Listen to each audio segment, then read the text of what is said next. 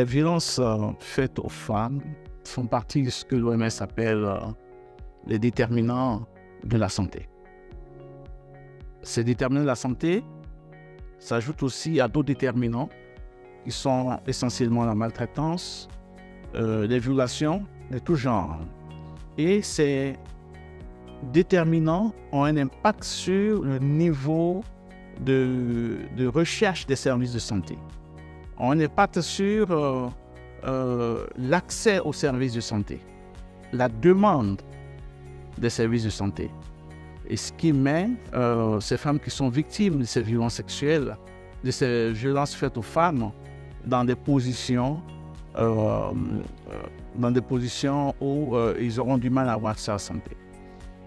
L'autre élément que je voulais souligner, c'est la capacité pour l'OMS de travailler dans ce domaine. Et pour ce faire, nous avons élaboré une feuille de route 2023-2030 pour lutter contre la question des droits humains et de protection des femmes. Et cela porte essentiellement sur les questions depuis la planification jusqu'à la mise en œuvre des interventions pour lutter contre toute forme d'équité, pour faire en sorte qu'il y ait l'équité dans les services de santé. L'autre élément et le dernier point que je vais souligner par rapport à comment est-ce que nous investissons dans ce domaine, c'est vraiment le plaidoyer et le renforcement des partenariats avec les autres acteurs. C'est ce premier point que je voulais aborder. Le deuxième point que je voulais souligner, c'est vraiment en lien avec l'approche de l'OMS pour travailler avec le gouvernement sur les violences faites aux femmes et aux enfants.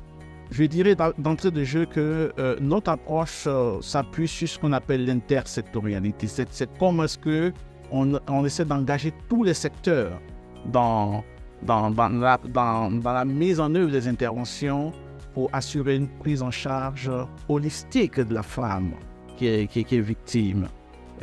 Deuxièmement, la question des données, c'est fondamental pour l'OMS parce que sans données, on ne peut pas planifier. Et puis, le dernier aspect vise à faire en sorte que nous puissions intégrer l'offre de services dans les structures de santé. Et cela passe essentiellement par le renforcement des capacités des acteurs à pouvoir détecter, à pouvoir prendre en charge, à pouvoir prévenir toutes les violences qui sont faites aux femmes et aux enfants.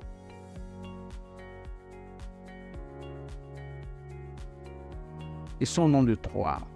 Le premier message, c'est qu'elles doivent comprendre qu'elles ne sont pas seules. Il y a des services, il y a des personnes, il y a des structures qui sont là pour offrir des services de prise en charge, qu'ils soient psychologiques ou bien des prises en charge médicales.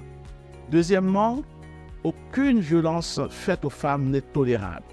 Elles ont le droit de vivre dans un environnement où elles sont respectées, protégées et on ne doit pas excuser ces violences. Dernier message, c'est de leur dire qu'elles doivent parler, elles doivent demander de l'aide.